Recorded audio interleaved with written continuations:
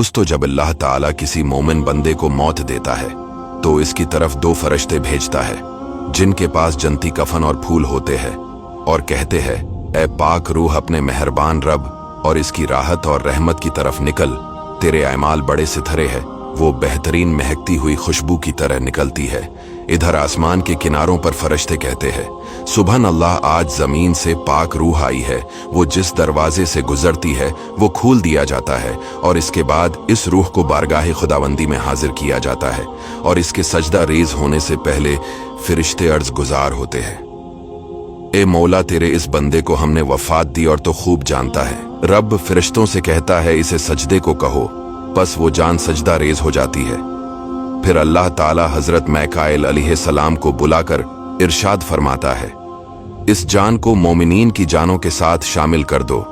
चिनाची इसे कब्र में लौटाकर कब्र को 70 हाथ लंबाई और 70 हाथ चौड़ाई में वसात दी जाती है। इसमें फूल बखेर दिए जाते हैं और रेशम बिछा दिया जाता है और अगर उसे कुछ कुरान याद होता है तो वही इसके लिए कब्र में नूर बन जाता है।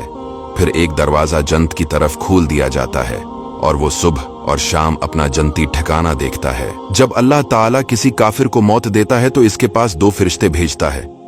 वो कहते हैं, ए नापाक रूह, अपने रब की नाराजगी और दर्दनाक अजाब और जहन्नम की तरफ निकल। तेरे करतूत बड़े बर्रे थे। वो निहायत बदबूदार मुर्दे की तरह निकलती है। हर आसमान के किनारों पर फरिश्ते कहते हैं, अल्लाह पाक है। जमीन से कैसी बदबूदार खबीस रूह निकल के आ रही है। इसके लिए आसमानी दरवाजे नहीं खोले जाते।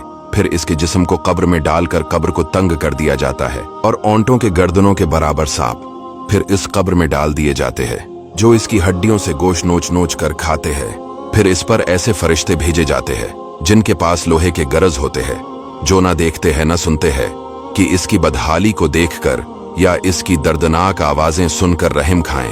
वो इन हथौड़ों से इंतहाई जोर के साथ इसे मारते हैं। फिर इसकी कब्र में दोज़ख का दरवाजा खोल दिया जाता है। वो सुबह शाम अपनी जहन्नमी ठिकाने को देखता है। वो जहन्नम को देखकर अल्लाह ताला से सवाल करता है कि मुझे इसी कब्र में रहने दे ताकि बादी क़ियामत जहन्नम के अजाब में मुब्तला न हुओं।